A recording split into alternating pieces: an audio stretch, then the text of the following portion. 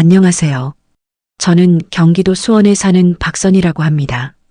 올해 65살이에요. 이 나이가 되어서야 제 이야기를 꺼내는 게 참 부끄럽고 또 떨리네요.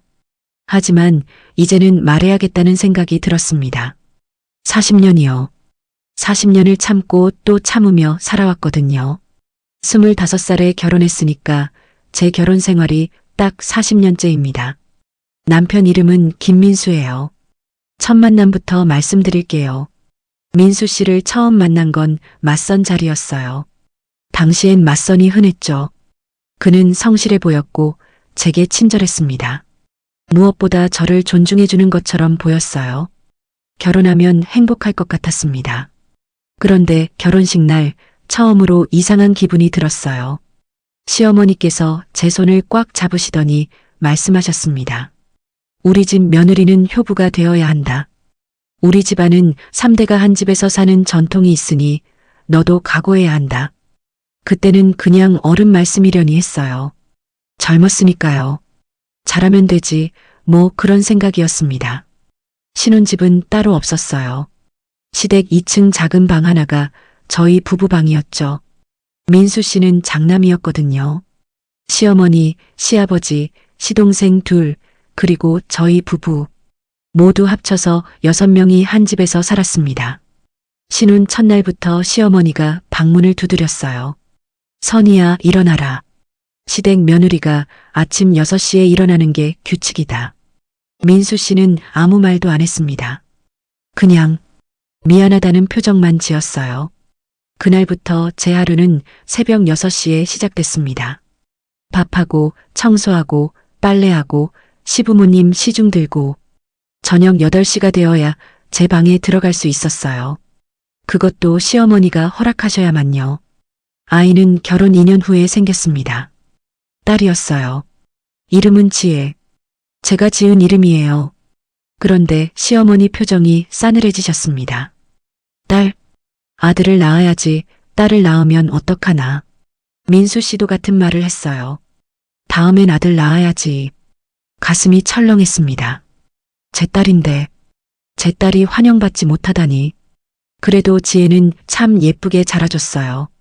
순하고 착한 아이였습니다. 3년 후 둘째를 낳았습니다. 이번에도 딸이었어요. 이름은 지수. 시어머니가 병실에 오시더니 딱 한마디만 하셨습니다. 또 딸이야? 그리고 돌아가셨어요. 민수 씨는 병실에 아예 오지도 않았습니다. 그날 밤 혼자 울었어요. 소리내지 못하고 이불 속에서 조용히. 그래도 참았습니다. 아이들을 위해서라도 잘해야 한다고 생각했거든요. 그렇게 10년이 흘렀습니다. 아이들은 초등학생이 되었고 저는 어느새 30대 중반이 되어 있었어요. 그 10년 동안 저는 한 번도 친정에 가지 못했습니다. 시어머니가 허락하지 않으셨거든요. 명절에도 생일에도 친정 부모님이 편찮으실 때도 단 한 번도요. 민수 씨한테 말했습니다. 여보, 저도 부모님 보고 싶어요. 그러면 그는 항상 같은 대답만 했어요. 어머니한테 말해봐. 나는 어쩔 수 없어. 어쩔 수 없다는 말. 그 말을 40년 동안 들었습니다. 어느 날 친정 어머니가 돌아가셨어요. 전화를 받고 달려가려는데 시어머니가 막아섰습니다. 지금 집에 손님들 오신다. 내가 음식 준비해야지. 어디 가려고 그러나. 어머니가 돌아가셨어요. 그래도 며느리 도리가 먼저다. 결국 장례식장에 가지 못했습니다. 어머니 마지막 가시는 길에 딸인 제가 없었어요. 그날 밤 처음으로 민수 씨한테 소리쳤습니다. 당신은 남편이 맞아요? 당신 어머니 말만 듣고 나는 사람도 아니에요? 그랬더니 민수 씨가 차갑게 말했어요. 시끄러워. 어머니 들으시겠어. 그리고 방을 나가버렸습니다. 그날부터 뭔가 달라지기 시작했어요. 제 마음속에서요. 참는 게 당연한 줄 알았는데 이게 맞나 싶었습니다. 하지만 또 참았어요. 아이들이 있었으니까요. 그렇게 또 10년이 흘렀습니다. 그리고 이제 제가 이 이야기를 시작하게 된 그 사건이 벌어졌습니다. 그건 작년 가을이었어요. 작년 가을 딸 지혜가 결혼을 했습니다. 32살이었어요. 사위는 괜찮은 사람이었습니다. 회사원이고 성격도 온화했죠. 지혜가 행복해 보여서 저는 정말 기뻤어요. 결혼 준비를 하면서 지혜가 물었습니다. 엄마, 나 신혼집 따로 얻어도 되지? 당연하지. 너희끼리 살아야지. 저는 당연하다고 생각했어요. 제가 겪었던 그 고통을 딸이 겪게 할 수는 없었으니까요. 그런데 결혼식 이틀 전이었습니다. 시어머니가 저를 부르시더군요. 선이야, 지혜 신혼집 취소해. 네? 무슨 말씀이세요? 지혜가 우리 집 장손녀 아니냐? 당연히 이 집에서 살아야지. 시어머니 말씀에 귀를 의심했습니다. 아니, 장손녀가 무슨 상관이에요? 요즘 시대에 누가 그렇게 살아요? 요즘 시대? 우리 집 전통이 있다. 내가 그랬던 것처럼 지혜도 이 집에서 살면서 시부모 모셔야 한다. 그 순간 머릿속이 하얘졌습니다. 제가 40년 동안 겪었던 그 고통을 제 딸한테도 물려주라고요? 안 됩니다.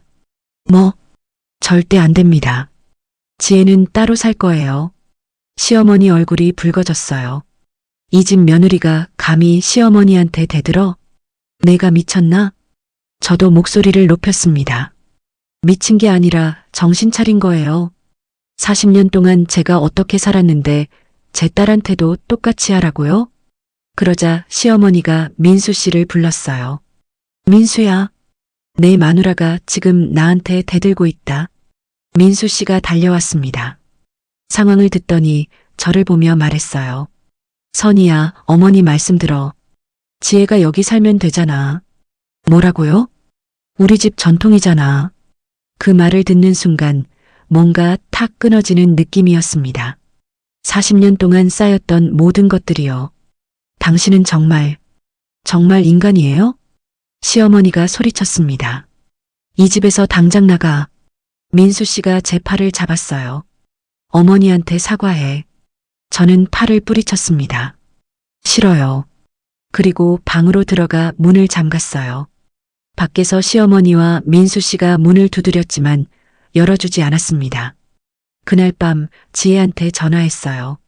지혜야, 엄마가 할 말이 있어. 응, 엄마. 무슨 일이야? 너 신혼집 그대로 진행해. 할머니 말씀 신경 쓰지 마. 엄마, 할머니가 뭐라고 하셨어? 아무것도 아니야. 너는 내 인생 살면 돼. 전화를 끊고 나서 한참을 울었습니다. 제 딸만큼은 지켜야 한다고 생각했어요. 다음 날 아침 시어머니가 식사 자리에서 선언하셨습니다. 선이는 오늘부터 밥상에 오르지 마라. 반성할 때까지. 민수 씨는 아무 말도 안 했어요. 시동생들도 마찬가지였고요. 그렇게 사흘을 굶었습니다. 방에서 나오지도 않았어요. 넷째 날 지혜가 집에 왔습니다. 엄마, 괜찮아? 지혜가 방문을 열고 들어왔어요. 얼굴이 창백해진 저를 보더니 눈물을 흘렸습니다. 엄마, 할머니가 엄마한테 뭐 한 거야? 괜찮아. 엄마는 괜찮아. 지혜가 밖으로 나가더니 시어머니한테 소리쳤어요. 할머니, 이게 뭐 하는 짓이에요? 우리 엄마한테 왜 이래요? 시어머니가 차갑게 대답했습니다. 내 엄마가 버릇이 없어서 그래. 시어머니 말을 안 듣는 며느리는 자격이 없다. 지혜가 울면서 말했어요. 할머니는 정말 나빠요. 그리고 저를 부축해서 밖으로 데리고 나갔습니다. 엄마, 우리 집으로 가자. 여기서 더 이상 못 살아. 저는 고개를 저었어요. 아직 안 돼. 엄마가 아직 할 일이 남았어. 무슨 일? 복수? 지혜가 놀란 눈으로 저를 봤습니다. 저는 딸을 안심시키고 다시 그 집으로 돌아갔어요. 이번에는 제대로 계획을 세워야 했습니다. 40년 동안 당한 것들을 이제는 갚아줄 때가 온 거예요. 그런데 그날 밤 예상치 못한 일이 벌어졌습니다. 그날 밤 11시쯤이었어요. 민수 씨가 술을 마시고 들어왔습니다. 비틀거리면서 방문을 열더니 저를 쳐다봤어요. 선이야, 미안해. 갑자기 사과라니 어이가 없었습니다. 뭐가 미안해요? 다 다 미안해. 내가 너한테 못했어. 민수 씨가 주저앉으면서 울기 시작했어요. 40년 결혼 생활 동안 이 사람이 우는 걸 처음 봤습니다. 나도 힘들었어. 어머니가 무서웠어. 저는 냉정하게 물었습니다. 그래서요? 당신이 힘들었다고 제가 이해해줘야 해요? 민수 씨가 고개를 들었어요. 눈이 충혈되어 있었습니다. 선이야, 사실은 뭐예요? 그가 떨리는 목소리로 말했습니다.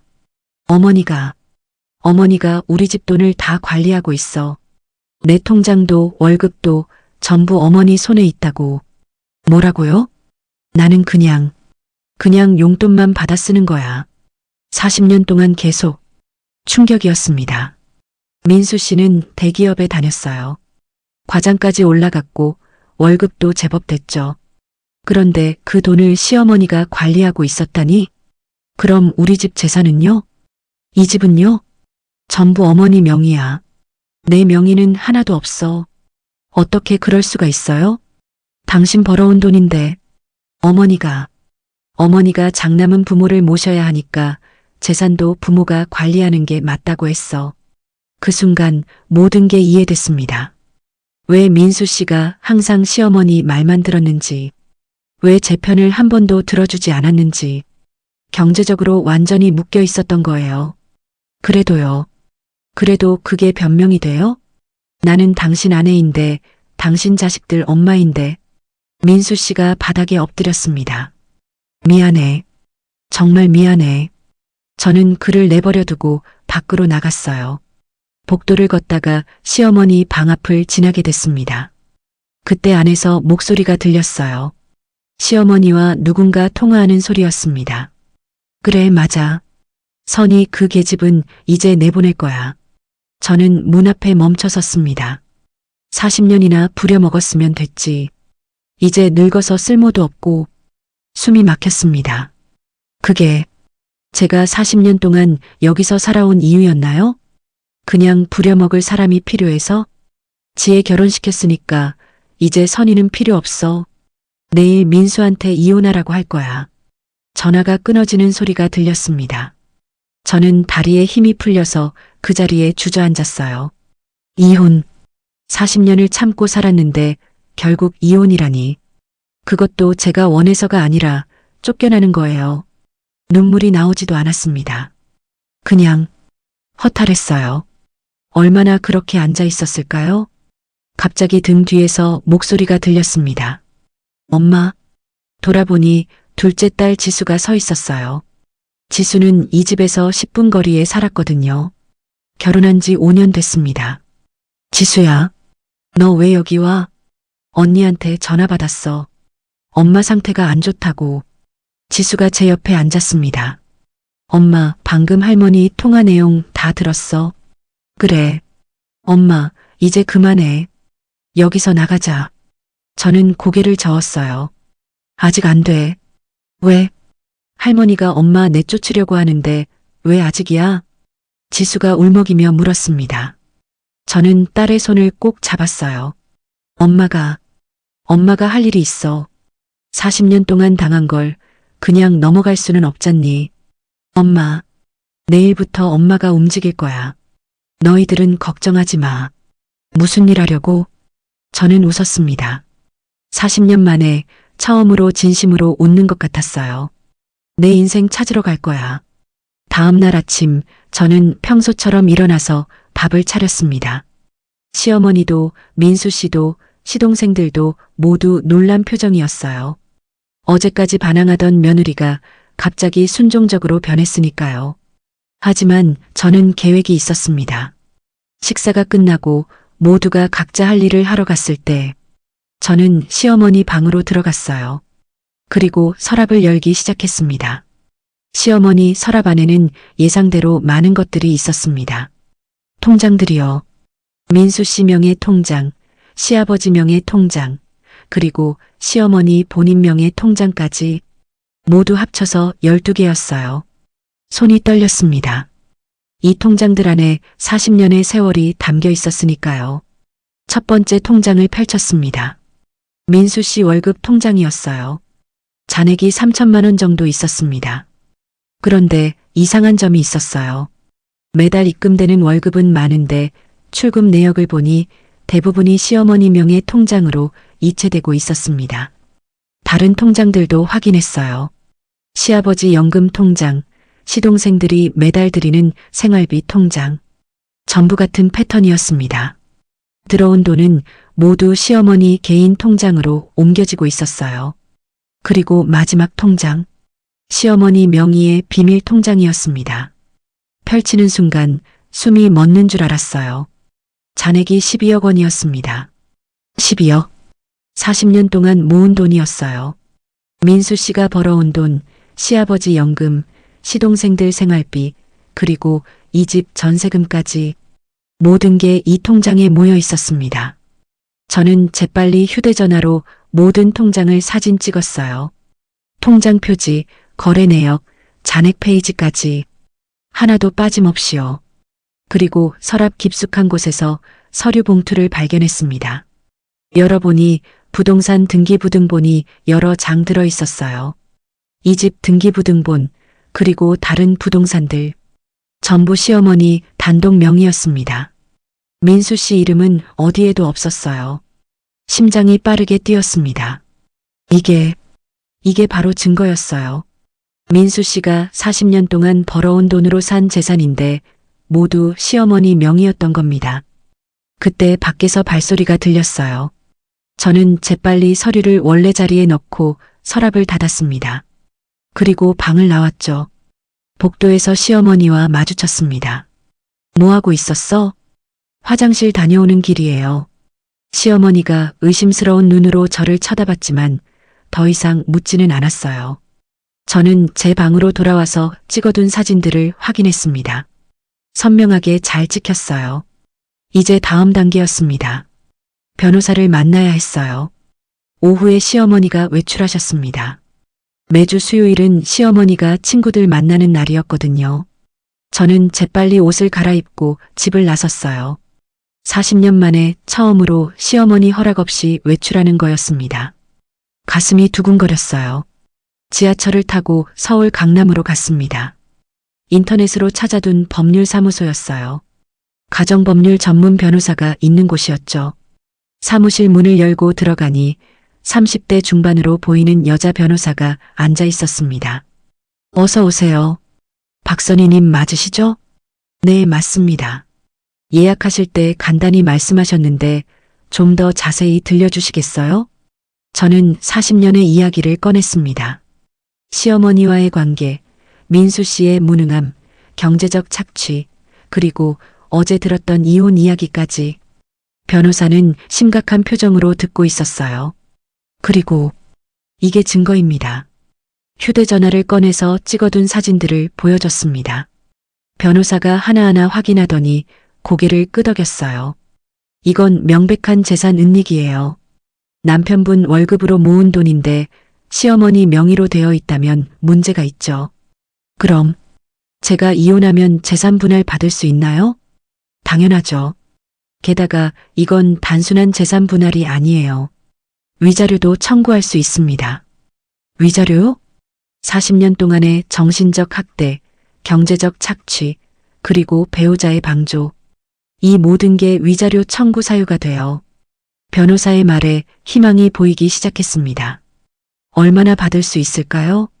재산의 절반은 기본이고 위자료까지 합치면 최소 7억에서 8억 정도는 가능할 것 같아요. 7억에서 8억. 그 돈이면 제 인생을 다시 시작할 수 있었어요.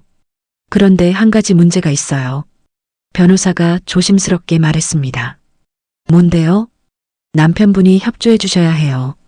그분 명의 통장이니까 그분이 시어머니를 상대로 소송을 걸어야죠. 민수 씨가요? 네. 부인 혼자서는 어려워요.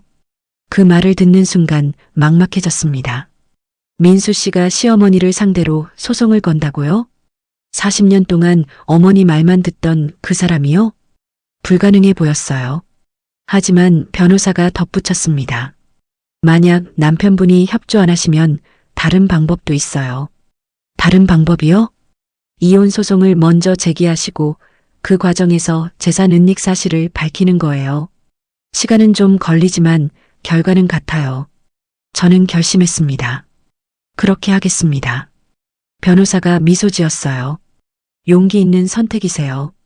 제가 끝까지 도와드릴게요. 사무실을 나올 때 하늘이 다르게 보였습니다. 40년 만에 처음으로 제 인생이 제 손에 쥐어진 느낌이었어요. 집으로 돌아오니 저녁 6시였습니다. 시어머니가 현관에서 기다리고 계셨어요. 표정이 심상치 않았습니다. 시어머니가 팔짱을 끼고 서 계셨어요. 얼굴이 굳어 있었습니다. 어디 갔다 와? 장 보러 갔다 왔어요. 손에 든 거 하나 없는데? 깜빡했습니다. 너무 급하게 나왔던 거예요. 변호사 만나느라 정신이 없어서 장 볼 생각을 까맣게 잊었죠. 그냥 바람 쐬러 나갔다 왔어요. 시어머니 눈이 가늘어졌습니다. 바람을 40년 동안 한 번도 허락 없이 나간 적 없던 내가 죄송합니다.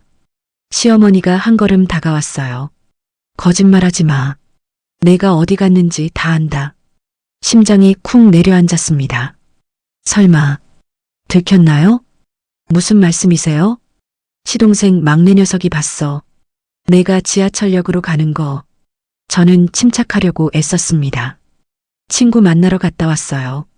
친구? 내가 무슨 친구가 있어? 40년 동안 집에만 있었는데? 맞는 말이었습니다. 저는 친구가 한 명도 없었어요. 결혼하고 나서 시어머니가 친구 만나는 것도 허락하지 않으셨거든요. 그냥 옛날 친구요. 시어머니가 코웃음 쳤습니다. 거짓말 그만해. 솔직히 말해. 어디 갔어? 정말 친구 만났어요. 그래. 그럼 통화 기록 보여봐. 손을 내밀었습니다. 저는 한 발 뒤로 물러났어요. 왜요? 제 휴대전화까지 검사하시게요? 당연하지. 이 집 며느리면 당연한 거 아니야? 시어머니가 제 휴대전화를 낚아챘습니다. 저는 반사적으로 막으려 했지만 이미 늦었어요. 시어머니가 통화 기록을 확인하기 시작했습니다. 변호사 사무실 번호가 있었거든요. 몇 초 후 시어머니 얼굴이 새빨개졌습니다. 이게 뭐야? 뭐가요? 법률사무소? 내가 변호사를 만났어? 시어머니가 소리를 지르기 시작했습니다. 민수야, 민수야, 당장 나와. 민수 씨가 방에서 뛰어나왔어요. 왜 그러세요, 어머니? 내 마누라가 지금 변호사를 만나고 왔어. 민수 씨가 저를 쳐다봤습니다.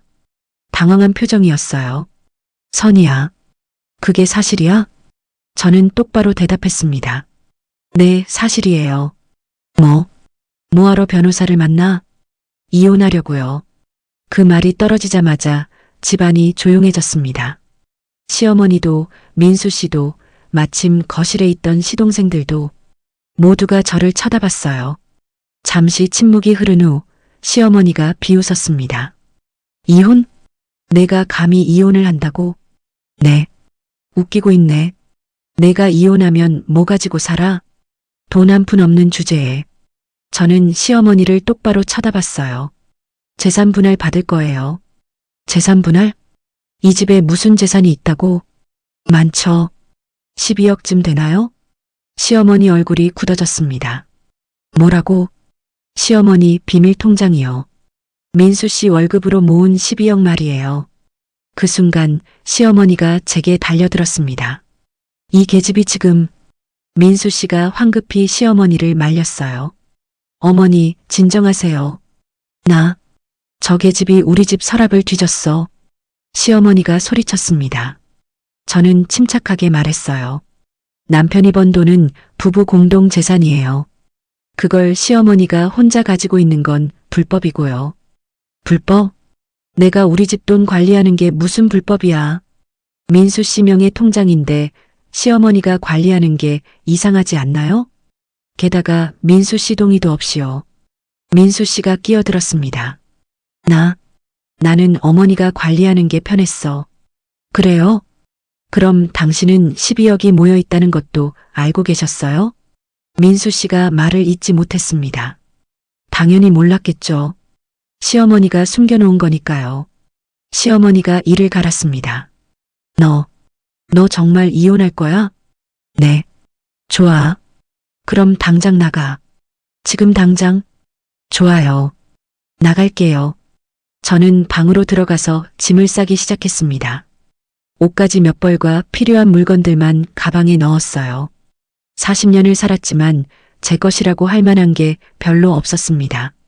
짐을 싸고 나오니 민수 씨가 문 앞에 서 있었어요. 선이야, 정말 가는 거야? 네. 우리 40년을 함께 살았잖아. 그래서 더 가는 거예요. 40년을 이렇게 살았는데 더 이상은 못 참겠어요. 민수 씨 눈에 눈물이 맺혔습니다. 나 때문이지? 당신 때문이기도 하고 시어머니 때문이기도 하고 저 자신 때문이기도 해요. 무슨 말이야? 저는 민수 씨를 지나쳐 현관으로 향했습니다. 거실에는 온 가족이 모여 있었어요. 시어머니, 시아버지, 시동생 둘. 모두 저를 노려보고 있었습니다. 잘 가. 다시는 이 집 문턱도 밟지 마. 시어머니가 차갑게 말했어요. 저는 현관문을 열었습니다. 그런데 문을 나서는 순간 뒤에서 시아버지 목소리가 들렸습니다. 선이야. 돌아보니 시아버지가 처음으로 제게 말을 거는 거였어요. 40년 동안 거의 대화한 적이 없었거든요. 네, 미안하다. 시아버지 눈에도 눈물이 고여 있었습니다. 나도 알고 있었다. 내가 얼마나 힘들었는지. 그럼 왜 가만히 계셨어요? 난 겁쟁이였어. 아내가 무서워서 아무 말도 못했지. 시어머니가 소리쳤습니다. 여보, 무슨 소리 하는 거예요? 하지만 시아버지는 계속 말했어요. 선이야, 내 인생 살아. 늦었지만 이제라도 행복해라. 저는 시아버지께 고개를 숙였습니다. 감사합니다. 그리고 집을 나왔습니다. 40년 만에 처음으로 제 발로 그 집을 떠나는 거였어요. 집을 나와 걷는데 다리가 후들거렸습니다. 정말로 나왔구나. 40년 동안 갇혀있던 감옥에서 벗어난 거예요. 그런데 이상하게도 시원하면서 동시에 무서웠습니다. 이제 어디로 가야 하지? 일단 지혜한테 전화했어요. 여보세요, 엄마? 지혜야. 엄마 지금 집 나왔어. 뭐? 엄마 어디야? 지금 당장 갈게. 아니야. 너희 집으로는 안 갈 거야. 왜? 엄마, 우리 집으로 와. 우리가 모실게. 지혜야, 엄마는 이제 혼자 살 거야. 엄마, 걱정 마. 엄마 괜찮아. 전화를 끊고 근처 고시원을 찾았습니다. 일단 며칠만 지낼 곳이 필요했거든요. 작은 방이었어요. 침대 하나, 책상 하나, 그게 전부였습니다. 하지만 40년 만에 처음으로 온전히 제 공간이었어요. 짐을 풀고 침대에 누웠습니다. 천장을 바라보는데 눈물이 흘러내렸어요. 기쁨과 슬픔이 동시에 밀려왔습니다. 그날 밤은 잠을 이룰 수 없었어요. 다음 날 아침 변호사한테 전화했습니다. 선희님, 어제 연락 받았어요. 집 나오셨다고요? 네. 이제 본격적으로 시작하려고요. 좋습니다. 오늘 오후에 사무실로 오실 수 있어요? 네, 가겠습니다. 오후 2시에 법률사무소에 도착했어요. 변호사가 서류 뭉치를 내밀었습니다. 이혼 소송 준비 서류예요. 여기 사인하시면 돼요. 저는 서류를 하나하나 읽었습니다. 이혼 사유, 재산 분할 청구, 위자료 청구, 모든 게 적혀 있었어요. 펜을 들었습니다. 손이 떨렸지만 힘을 주어서 사인했어요. 박선희, 40년 만에 처음으로 제 이름으로 제 인생을 결정하는 순간이었습니다. 이제 법원에 제출하면 돼요. 한 달 정도 후에 첫 재판이 있을 거예요. 그 사이에 제가 할 일이 있나요? 증거를 더 모으는 게 좋아요. 시어머니의 학대를 증명할 수 있는 거요. 어떻게요? 주변 사람들 증언이 필요해요. 이웃이나 친척이나. 저는 고개를 저었어요. 이웃들은 다 시어머니 편이에요. 친척들도 마찬가지고요. 그럼 따님들은요? 지혜와 지수요. 아이들이 엄마 편에 서면 시어머니가 아이들한테 어떻게 할까봐 무서워요. 변호사가 제 손을 잡았습니다. 선희님, 따님들은 이미 어른이에요. 스스로 판단할 수 있어요. 그래도 한번 물어보세요. 아마 기꺼이 도와주실 거예요. 그날 저녁 지혜와 지수를 불렀습니다. 고시원 근처 작은 식당에서 만났어요. 엄마, 두 딸이 달려와서 저를 안았습니다. 엄마, 괜찮아? 많이 힘들었지? 괜찮아. 엄마는 이제 괜찮아. 우리 앉아서 이야기해요. 식사를 하면서 저는 모든 걸 설명했습니다. 이혼 소송, 재산 분할, 그리고 증인이 필요하다는 것까지. 지혜가 먼저 말했어요. 엄마, 내가 할게. 내가 증인으로 서겠어. 지수도 고개를 끄덕였습니다. 나도 할게, 엄마. 우리가 다 봤잖아. 할머니가 엄마한테 어떻게 했는지. 너희들, 괜찮겠니? 할머니가 화내실 텐데. 지혜가 단호하게 말했어요. 엄마가 40년 동안 참은 건데 우리가 이것도 못 참아? 지수도 거들었습니다. 엄마, 우리는 엄마 편이야. 할머니가 뭐라고 하든 상관없어. 두 딸의 말에 또 눈물이 났습니다. 고마워. 정말 고마워. 그런데 그때 식당 문이 열리면서 누군가 들어왔어요. 고개를 들어보니 민수 씨였습니다. 여보, 민수 씨는 우리 테이블로 다가왔습니다. 얼굴이 헬쑥해 보였어요. 선희야, 우리 얘기 좀 하자. 지혜가 벌떡 일어났습니다. 아빠, 엄마 괴롭히러 온 거야? 아니야. 아빠는 사과하러 왔어. 민수 씨가 고개를 숙였어요. 그 모습이 처음이었습니다. 선희야, 미안해. 정말 미안해. 저는 아무 말도 하지 않았습니다. 40년 동안 나는 남편 노릇을 못했어. 어머니 말만 듣고 너는 무시하고. 알고 계셨으면 됐어요. 나도 이혼하고 싶어. 네. 깜짝 놀라서 민수 씨를 쳐다봤습니다. 나도 이제 어머니한테서 벗어나고 싶어. 40년 동안 나도 갇혀 있었거든. 민수 씨 눈에 눈물이 고였어요. 하지만 한 가지 부탁이 있어. 재산 분할할 때 어머니 몫은 냅두자. 뭐라고요? 어머니도 평생 모은 돈이야. 우리가 다 가져가면 어머니는 어떻게 살아? 저는 믿을 수 없었습니다. 이 사람이 지금 무슨 소리를 하는 거죠? 여보, 그 돈은 당신이 번 거예요. 시어머니가 훔쳐간 거라고요. 하지만은 무슨 하지만이에요. 40년 동안 저를 괴롭힌 사람한테 왜 돈을 남겨줘야 해요? 지혜가 끼어들었습니다. 아빠, 정신 차려요. 할머니는 엄마한테 한 짓을 생각하면 그럴 자격이 없어요. 민수 씨가 고개를 떨구었습니다. 그래도 내 어머니야. 저는 한숨을 쉬었어요. 역시 이 사람은 변하지 않았습니다. 여보, 당신은 끝까지 어머니 편이네요. 아니야, 선이야. 됐어요. 이제 그만 가세요. 선이야. 민수 씨가 제 손을 잡으려 했지만 저는 피했습니다. 가세요. 이제 우리 남남이에요. 민수 씨는 한참을 서 있다가 결국 돌아갔습니다. 등이 굽어 보였어요. 하지만 저는 더 이상 동정심이 들지 않았습니다. 엄마, 괜찮아? 지수가 걱정스럽게 물었어요. 괜찮아. 엄마는 이제 정말 괜찮아. 그날 밤 고시원으로 돌아와서 생각했습니다. 이제 정말로 끝이구나. 40년의 결혼 생활이 끝나는 거예요. 그런데 슬프지 않았습니다. 오히려 홀가분했어요. 한 달이 흘렀습니다. 그 사이에 많은 일들이 있었어요. 시어머니한테서 협박 전화가 수없이 왔습니다. 당장 소송 취하하지 않으면 너희 딸들까지 가만 안 둔다. 하지만 저는 흔들리지 않았어요. 변호사 선생님이 모든 통화 내용을 녹음하라고 했거든요. 협박도 증거가 된다면서요. 시동생들도 전화했습니다. 형님, 어머니가 너무 힘들어하세요. 제발 소송 취하해 주세요. 저는 단호하게 대답했어요. 미안하지만 이건 제 인생 문제예요. 그리고 드디어 재판 날이 왔습니다. 가을 아침이었어요. 법원 앞에 서니 다리가 후들거렸습니다. 엄마, 손 잡아요.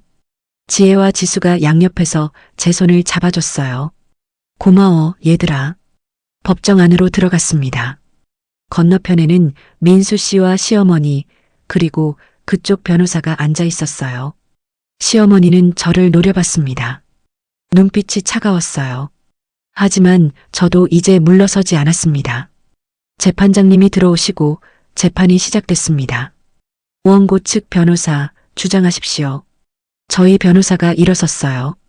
원고 박선희 씨는 40년간 결혼 생활을 유지해왔으나 피고 김민수 씨와 그의 모친으로부터 지속적인 정신적 학대를 받아왔습니다.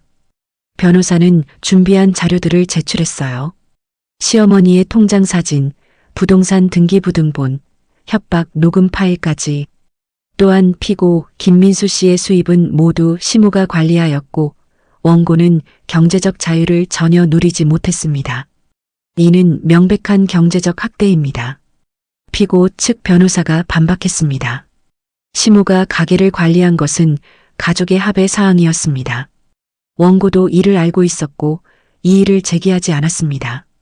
이 일을 제기할 수 없는 분위기였기 때문입니다. 저희 변호사가 대응했어요.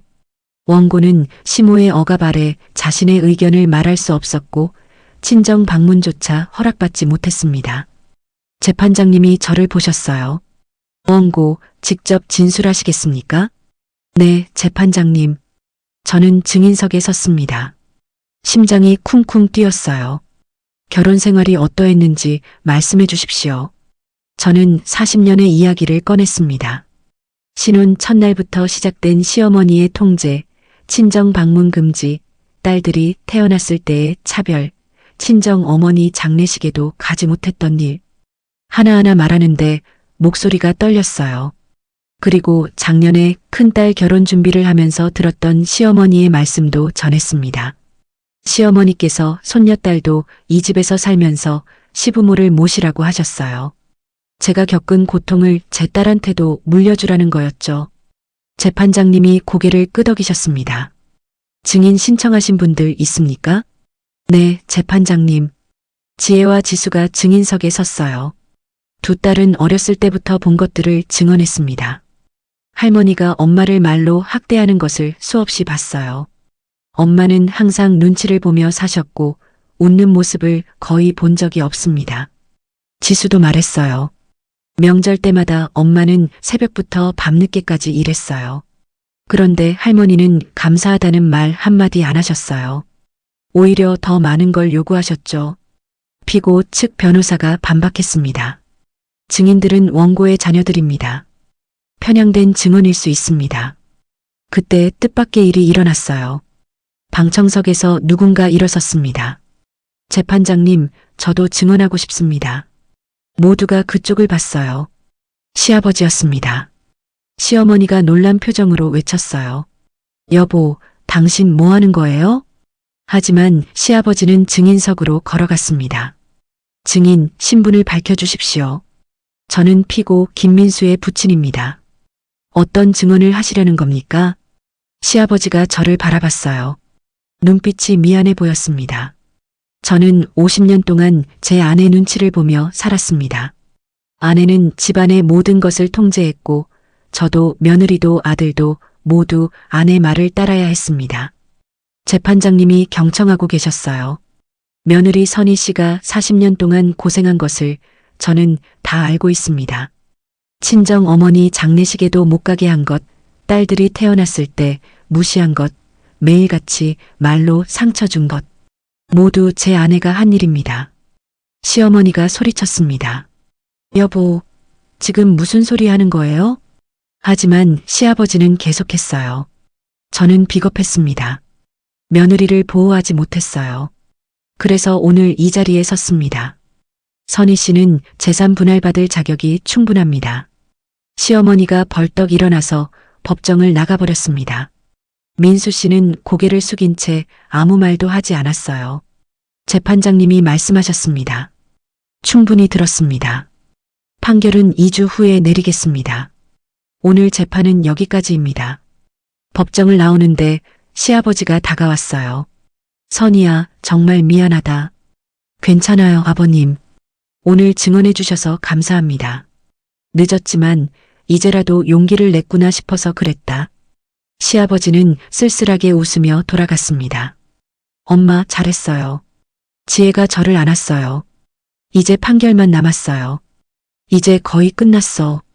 법원을 나오는데 하늘이 맑았습니다. 40년 만에 보는 가장 맑은 하늘 같았어요. 2주 후 판결문이 나왔습니다. 변호사한테서 전화가 왔어요. 선희님 이겼어요. 정말요? 재산 분할 6억, 위자료 2억, 총 8억을 받게 되셨어요. 8억. 그 돈이면 새로운 인생을 시작할 수 있었습니다. 고맙습니다, 변호사님. 축하드려요. 정말 잘 싸우셨어요. 전화를 끊고 한참을 멍하니 앉아 있었습니다. 정말 끝난 건가요? 40년의 고통이 정말 끝난 건가요? 그날 밤 딸들과 함께 조촐하게 축하했습니다. 작은 식당에서 삼겹살에 소주 한 잔. 엄마 앞으로 뭐 하고 싶어요? 글쎄다. 아직은 잘 모르겠어. 천천히 생각해요. 이제 시간은 많으니까. 맞아. 이제는 엄마 시간이야. 그렇게 우리는 웃으며 이야기를 나눴습니다. 40년 만에 처음으로 정말 행복한 시간이었어요. 그런데 그날 밤 예상치 못한 전화가 걸려왔습니다. 전화는 시동생 둘째한테서 걸려왔습니다. 저 정민이에요. 무슨 일이에요? 어머니가 쓰러지셨어요. 심장이 철렁했습니다. 뭐라고요? 재판 결과 듣고 충격받으셔서 그런가 봐요. 지금 병원에 계세요. 저는 잠시 망설였습니다. 가봐야 하나? 와주실 수 있어요? 저는 한숨을 쉬었어요. 알겠어요. 어느 병원이에요? 병원에 도착하니 밤 10시였습니다. 중환자실 앞에 민수 씨와 시동생들, 그리고 시아버지가 앉아 계셨어요. 왔어? 민수 씨가 일어섰습니다. 상태가 어때요? 뇌졸중이래. 오른쪽 몸을 못 쓰신대. 저는 중환자실 유리창 너머로 시어머니를 봤어요. 침대에 누워 계셨습니다. 눈은 떠져 있었지만 초점이 없어 보였어요. 의사 선생님이 나오셨습니다. 보호자분들이시죠? 네, 그렇습니다. 환자분 상태가 좋지 않습니다. 당분간 입원 치료가 필요하고 퇴원 후에도 간병인이 필요할 것 같습니다. 얼마나 걸릴까요? 최소 3개월은 봐야 할 것 같습니다. 의사 선생님이 돌아가시고 모두 침묵했어요. 그때 민수 씨가 말했습니다. 선희야, 어머니 간병 좀 해줄 수 있어? 저는 귀를 의심했습니다. 뭐라고요? 어머니가 이렇게 되신 건 내 소송 때문이잖아. 책임져야지. 순간 화가 치밀어 올랐습니다. 제 소송 때문이라고요? 시어머니가 40년 동안 저한테 한 짓은 생각 안 하세요? 그래도 어머니잖아. 어머니는 무슨 어머니예요. 저한테는 그저 괴롭히던 사람일 뿐이에요. 시동생 첫째가 끼어들었습니다. 너무하시는 거 아니에요? 우리 어머니가 지금 죽어가고 계신데. 죽어가는 건 과장이고요. 그리고 전 더 이상 며느리 아니에요. 이혼했잖아요. 그래도 인간적으로요? 저는 웃음이 나왔습니다. 시어머니가 저한테 인간적으로 대했나요? 친정 어머니 장례식에도 못 가게 하고 딸들 무시하고 제 인생 40년을 빼앗아간 사람한테 제가 왜 인간적으로 대해야 하죠? 모두 할 말을 잃었어요. 저는 돌아서려다가 시아버지를 봤습니다. 시아버지는 고개를 숙이고 계셨어요. 아버님. 그래, 선이야. 이건 제 책임이 아니에요. 아시죠? 시아버지가 천천히 고개를 들었습니다. 안다. 내 잘못이 아니야. 그럼 왜 아무 말씀도 안 하세요? 시아버지가 한숨을 쉬었어요. 나도 늙었어. 아내가 없으면 어떻게 살아야 할지 모르겠구나. 그건 아버님 문제예요. 저는 더 이상 이 집안 사람이 아니에요. 선이야. 됐어요. 저는 병원을 나왔습니다. 뒤에서 민수 씨가 따라왔어요. 선이야, 잠깐만. 뭐예요?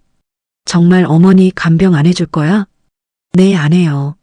그럼 어머니는 어떻게 하라고? 당신이 하든지 간병인을 고용하든지 하세요. 민수 씨가 제 앞을 막아섰습니다. 선희야, 제발. 어머니가 이렇게 된 게 내 소송 때문이라고. 다시 그 소리 하시네요. 저는 민수 씨를 똑바로 쳐다봤어요. 여보, 아니, 김민수 씨. 시어머니가 쓰러진 건 제 소송 때문이 아니에요. 40년 동안 나쁜 짓을 하고 살다가 그 대가를 받은 거예요. 무슨 소리야?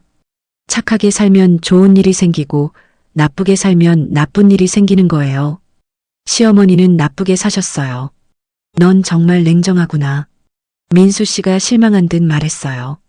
냉정한 게 아니라 정신 차린 거예요.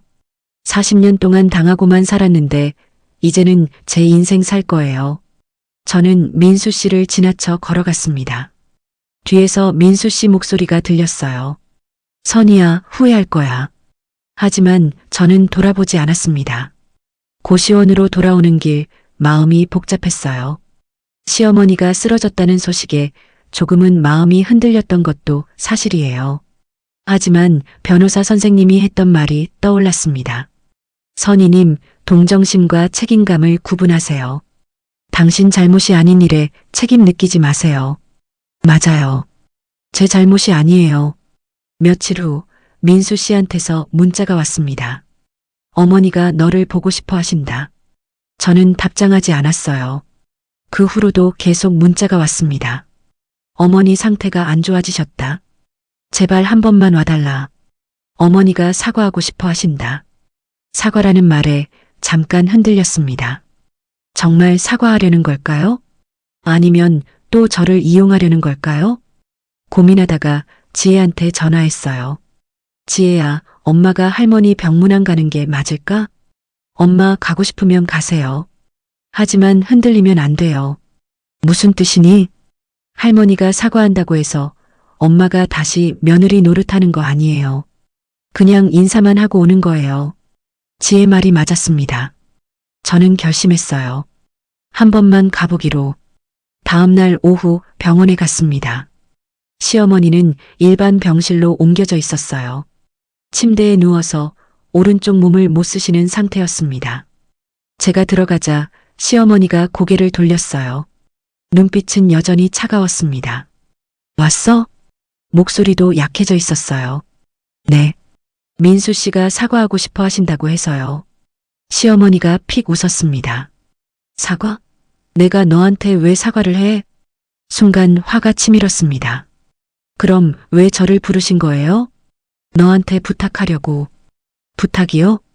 시어머니가 떨리는 손으로 제 손을 잡으려 했어요. 저는 피했습니다. 나를 간병해줘. 내가 아니면 안 돼. 왜 제가 해야 하는데요? 넌 며느리잖아. 이혼했어요. 그래도 40년을 식구로 살았잖아. 저는 고개를 저었어요. 안 돼요. 전 더 이상 당신 며느리 아니에요. 시어머니 얼굴이 일그러졌습니다. 이 배은망덕한 것이 내가 40년 동안 먹여주고 재워줬는데 먹여주고 재워준 게 아니라 제가 일하고 산 거예요. 착각하지 마세요. 시어머니가 고함을 질렀어요. 당장 나가. 나가라고. 저는 담담하게 대답했습니다. 그러죠. 다시는 안 올게요. 병실을 나오는데 뒤에서 시어머니가 울부짖는 소리가 들렸어요. 하지만 저는 돌아보지 않았습니다. 이제 정말로 끝이었어요. 병원을 나오면서 가슴이 뻥 뚫리는 느낌이었습니다. 드디어 완전히 끝났구나. 시어머니의 마지막 모습을 보고도 저는 흔들리지 않았어요. 동정심도 죄책감도 느껴지지 않았습니다. 그냥 남이었어요. 고시원으로 돌아와서 앞으로 뭘 해야 할지 생각했습니다. 8억이라는 돈이 생겼어요. 이제 뭐든 할 수 있었죠. 먼저 작은 아파트를 알아봤습니다. 오랫동안 제 집이 없었거든요. 부동산을 몇 군데 다니다가 마음에 드는 곳을 찾았어요. 2층짜리 빌라였습니다. 방 2개의 거실, 작은 베란다까지. 햇살이 잘 들어오는 집이었어요. 이 집으로 할게요. 계약금을 냈습니다. 제 이름으로 계약서를 쓰는 게 신기했어요. 40년 만에 처음으로 온전히 제 집을 갖게 된 거였습니다. 한 달 후 이사를 했어요. 지혜와 지수가 도와주러 왔습니다. 엄마, 집 정말 예쁘다. 그치? 엄마도 마음에 들어. 새 가구도 샀어요. 침대, 소파, 식탁. 모든 게 새 것이었습니다. 40년 동안 시댁에서 쓰던 낡은 가구들이 아니었어요. 이사 정리를 마치고 새 모녀가 거실에 앉았습니다. 따뜻한 차를 마시면서요. 엄마, 행복해 보여요. 지수가 웃으며 말했어요. 응, 정말 행복해. 이제 뭐 하고 싶으세요? 글쎄, 아직 생각 중이야.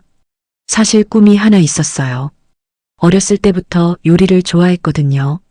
결혼하고 나서도 시어머니한테 인정받고 싶어서 열심히 요리를 배웠었죠. 그런데 그게 제 꿈이 아니라 시어머니를 위한 일이 되어버렸어요. 이제는 제가 하고 싶은 요리를 하고 싶었습니다. 작은 식당을 열어볼까 해. 정말요? 좋은데요. 지혜가 박수를 쳤어요. 엄마 요리 솜씨면 충분히 할 수 있어요. 그래, 한번 해볼게. 다음 날부터 식당 준비를 시작했습니다. 창업 교육도 받고 장소도 알아봤어요. 집에서 10분 거리에 작은 상가가 나왔습니다. 15평 정도 되는 공간이었어요. 여기 괜찮을 것 같아요. 임대 계약을 하고 인테리어를 시작했습니다. 따뜻한 느낌의 식당을 만들고 싶었어요. 나무 테이블, 부드러운 조명, 작은 화분들. 제가 원하던 모습이었습니다. 석 달 후 드디어 식당이 완성됐어요. 간판도 달았습니다. 선인의 집밥. 제 이름을 당당하게 걸었어요. 개업날 지혜와 지수가 꽃바구니를 보내줬습니다. 엄마, 축하해요. 새로운 시작. 고마워, 얘들아. 첫날은 손님이 별로 없었어요. 조금 불안했지만 괜찮다고 생각했습니다. 천천히 하면 되니까요. 그런데 일주일쯤 지나자 입소문이 나기 시작했어요. 음식이 정말 맛있다고, 집에서 먹는 것 같다고. 손님들이 하나둘씩 늘어났습니다. 한 달 후에는 예약이 밀릴 정도였어요. 바쁘긴 했지만 행복했습니다. 40년 동안 시어머니를 위해 요리했던 것과는 달랐어요. 이제는 제가 원해서 제 선택으로 하는 일이었으니까요. 어느 날 오후 식당 문이 열렸습니다. 손님인 줄 알고 인사했어요. 어서 오세요. 그런데 들어온 사람은 민수 씨였습니다. 너 여기서 식당하고 있었구나. 네, 보시다시피요. 민수 씨가 주변을 둘러봤어요. 잘 됐네. 무슨 일로 오셨어요? 그냥 보고 싶어서. 민수 씨가 앉았습니다. 저는 물 한 잔을 내왔어요. 어머니는 어떻게 되셨어요? 퇴원하셨어. 간병인 구해서 집에서 요양 중이야. 그렇군요. 선이야, 나 후회하고 있어. 뭐요? 너한테 잘못한 거. 40년 동안 남편 노릇 제대로 못한 거. 이제 와서 그런 말씀하셔도 소용없어요. 알아. 그래도 말하고 싶었어. 민수 씨가 쓸쓸하게 웃었어요. 너 보니까 정말 달라졌더라. 표정도 밝아지고 예뻐졌어. 당연하죠. 이제 자유니까요. 나도 이혼하고 나서 알았어. 내가 얼마나 어머니한테 얽매여 살았는지. 그래도 늦지 않았어요. 이제부터라도 당신 인생 사세요. 민수 씨가 한참을 앉아 있다가 일어났습니다. 잘 살아, 선이야. 행복해. 당신도요. 민수 씨가 문을 나갔어요. 뒷모습이 외로워 보였지만 저는 더 이상 책임감을 느끼지 않았습니다. 각자의 인생이니까요. 그날 저녁 식당 문을 닫고 집으로 돌아왔어요. 작지만 따뜻한 제 집. 소파에 앉아서 창밖을 바라봤습니다. 별이 보였어요. 40년 동안 별 한 번 제대로 본 적이 없었는데 이제는 볼 수 있었습니다. 휴대전화가 울렸어요. 지혜한테서 온 문자였습니다. 엄마, 오늘 식당 장사 잘 됐어요? 내일 지수랑 같이 갈게요. 사랑해요. 저도 답장을 보냈어요. 응, 잘 됐어. 내일 맛있는 거 해줄게. 엄마도 사랑한다. 문자를 보내고 나서 웃음이 나왔습니다. 정말 행복했어요. 40년을 참고 살았지만 이제는 달랐습니다. 제가 제 인생의 주인공이었으니까요. 다음 날 아침 식당에 가는 길. 햇살이 따사로웠어요. 새로운 하루가 시작되는 거였습니다. 그런데 식당 앞에 누군가 서 있었어요. 가까이 가보니 시아버지였습니다. 아버님? 선이야, 잠깐 시간 있니? 네, 들어오세요. 문을 열고 안으로 모셨어요. 시아버지는 많이 늙어 보였습니다. 지난 몇 달 사이에 더 야위신 것 같았어요. 무슨 일로 오셨어요? 시아버지가 가방에서 봉투를 꺼냈습니다. 이게 뭐예요? 내 몫이야. 봉투를 열어보니 통장이 들어 있었어요. 잔액을 확인하니 5천만 원이었습니다. 이건 왜 주시는 거예요? 내 연금을 모은 거야. 내가 받아야 할 돈이라고 생각했어. 아버님, 전 이미 재산 분할 받았어요. 그건 그거고, 이건 내 마음이야. 시아버지 눈에 눈물이 맺혔어요. 40년 동안 미안했다. 내가 고생하는 걸 알면서도 아무것도 안 했어. 나도 겁쟁이였어. 괜찮아요, 아버님. 아니야, 괜찮지 않아. 시아버지가 고개를 숙였습니다. 나는 평생 아내 눈치 보며 살았어. 내 아들도 며느리도 지키지 못했지. 이제라도 뭔가 해주고 싶었어. 저는 통장을 받았습니다. 고맙습니다, 아버님. 그리고 하나 더 말해줄 게 있어. 뭔데요? 내 시어머니 말이야. 네. 사실은 그 사람도 불쌍한 사람이야. 갑자기 시어머니 이야기를 하시니 의아했어요. 무슨 말씀이세요? 시아버지가 천천히 이야기를 시작했습니다. 내 시어머니도 젊었을 때 시집살이를 심하게 했어. 그 시어머니, 그러니까 우리 어머니가 정말 무서운 분이셨거든. 그래서 며느리한테도 똑같이 한 거예요? 그런 것 같아. 자기가 당한 걸 그대로 되풀이한 거지. 대물림이야. 저는 한숨을 쉬었어요. 그래도 그게 변명이 될 수는 없어요. 맞아. 변명은 안 돼. 하지만 이해는 할 수 있지 않을까? 이해요? 내 시어머니도 피해자였어.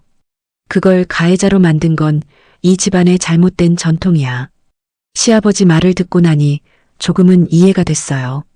시어머니도 한때는 저처럼 고통받던 며느리였겠죠. 하지만 그걸 끊지 못하고 다음 세대에 물려준 거예요. 아버님, 저는 그 대물림을 끊었어요. 시아버지가 고개를 끄덕였습니다. 알아. 그래서 내가 고맙다. 제가요? 내가 용기 내서 싸웠잖아. 덕분에 이 집안의 나쁜 전통이 끊어졌어. 지혜와 지수는 시집살이 안 할 거잖아. 맞아요. 제 딸들은 절대 그렇게 살게 하지 않을 거예요. 그게 바로 내가 이룬 거야. 시아버지가 일어섰습니다. 이제 가봐야겠다. 식당 장사 잘 되길 바란다. 아버님, 가끔 놀러 오세요. 맛있는 거 해드릴게요. 그럴게. 시아버지가 문을 나갔어요. 뒷모습이 쓸쓸했지만 동시에 홀가분해 보이기도 했습니다. 그날 오후 손님들이 북적였어요. 점심시간이 가장 바쁜 시간이었거든요. 열심히 요리하고 서빙하고 설거지하고 힘들었지만 행복했습니다. 그때 익숙한 목소리가 들렸어요. 사장님, 여기 김치찌개 2인분이요. 고개를 들어보니 고시원에서 알게 된 이웃 아주머니였습니다. 아, 언니. 어떻게 여기까지 오셨어요? 소문 듣고 왔지. 맛있다고 난리더라고. 고맙습니다. 그 아주머니와 함께 온 사람이 또 있었어요. 젊은 여자였는데 표정이 어두워 보였습니다. 얘는 우리 딸이야. 요즘 시댁 문제로 힘들어하거든. 그 말을 듣는 순간 과거의 제 모습이 떠올랐어요. 음식을 내오면서 그 딸에게 말을 건넸습니다. 많이 힘드시죠? 네, 어떻게 아셨어요? 저도 그랬거든요. 젊은 여자가 놀란 눈으로 저를 봤어요. 사장님도요? 네. 40년을 시댁에서 눈치 보며 살았어요. 그럼 어떻게 하셨어요? 싸웠죠. 그리고 이겼어요. 저는 제 이야기를 간단하게 들려줬습니다. 젊은 여자가 눈물을 글썽이며 들었어요. 저도 할 수 있을까요? 당연하죠. 당신 인생이에요. 남한테 맡기면 안 돼요. 고맙습니다. 용기가 나네요. 그 모녀가 돌아가고 나서 뿌듯했습니다. 제 경험이 누군가에게 도움이 될 수 있다니. 그날 저녁 식당 문을 닫고 혼자 앉아 있었어요. 하루를 정리하면서 지난 일들을 떠올렸습니다. 40년의 시댁 생활, 시어머니의 학대, 남편의 무능함, 그리고 마침내 얻어낸 자유. 힘든 시간이었지만 후회는 없었어요. 그 시간이 있었기에 지금의 제가 있으니까요. 휴대전화를 꺼내서 딸들한테 단체 문자를 보냈습니다. 얘들아, 엄마 오늘 너무 행복했어. 사랑한다. 곧 답장이 왔어요. 지혜 엄마도 사랑해요. 엄마가 행복해서 나도 행복해. 지수 엄마, 우리 엄마 최고. 내일 식당 갈게요. 웃음이 났어요. 이렇게 행복한 날이 올 줄 몰랐습니다. 집으로 돌아가는 길, 거리에 불이 켜지고 있었어요. 사람들이 바쁘게 오가고 저도 그 속에서 걸었습니다. 더 이상 누군가의 그림자가 아니었어요. 당당한 박선희로서요. 집에 도착해서 따뜻한 차를 한 잔 끓였습니다. 소파에 앉아서 마시는데 마음이 편안했어요. 문득 거울을 봤습니다. 거기에 비친 제 모습은 40년 전과 달랐어요. 주름은 생겼지만 눈빛이 살아있었습니다. 웃는 얼굴이었어요. 65살. 늦은 나이지만 이제 시작이에요.